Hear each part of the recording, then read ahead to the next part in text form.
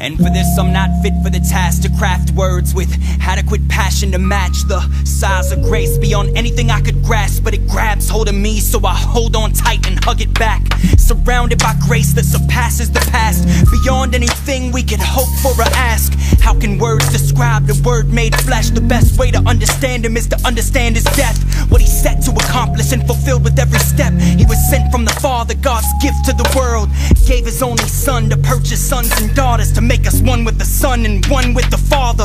Took upon himself the condemnation we deserved, resurrected after death, and he promised to return.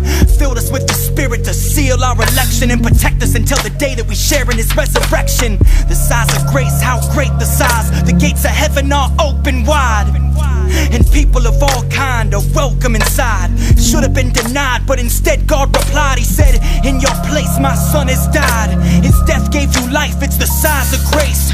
Innocent blood that was shed to erase every trace of sin for a chosen race. It's the great exchange, it's power to change. The gospel, salvation for all who believe, all for his glory. Overcoming our hatred. The things I've learned so far have been really good for my faith.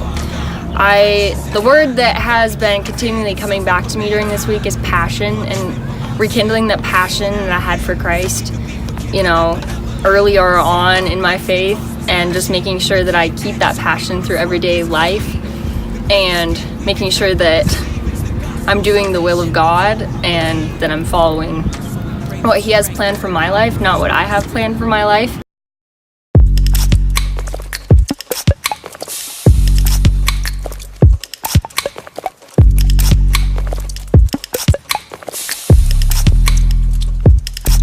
Yup, this is a reintroduction plus some practical perspective for those of us indeed who are in need of complete vision correction. The only thing that's required is a lens that's genuinely objective, and a minute of your time to wrap your mind around divine perception.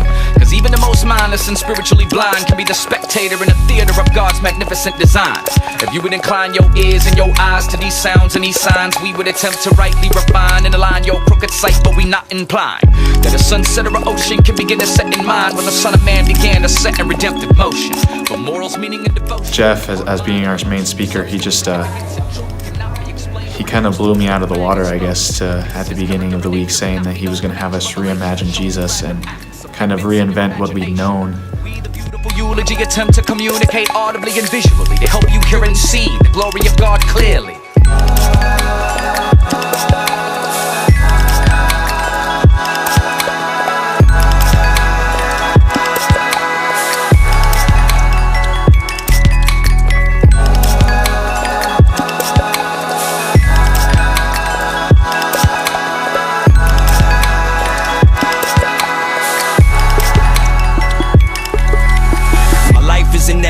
To your love, everlasting. I start where I finish, pick it back up where I left it. I'm just a man of unclean lips, I've only seen a glimpse, but everywhere I look I see his fingerprints. All things were made through him. We received his revelation, so we reflect it when we breathe. And the concepts we conceive are born of spiritual seed, manifest in the material realm as musical composition. The rhythm of heartbeats transformed by the gospel and godly wisdom. I'm an instrument of his mercy, unworthy but still he uses me. The beauty of the eulogy, through his death we are truly free. Free indeed. The condemnation and the bondage of our sin was abolished on the cross, and he alone accomplished it.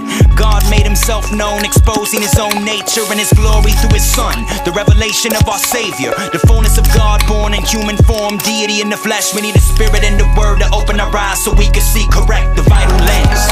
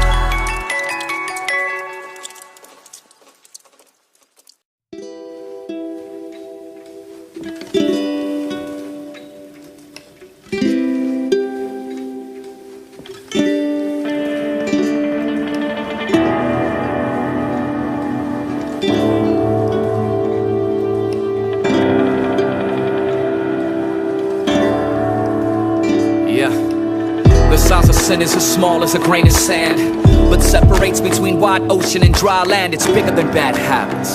It's a matter of man seeking for God's spot, following in the same pattern as Adam. It's deep-rooted. We're the seed of a broken family tree, branching out limbs of disease. Look at this mess we leave.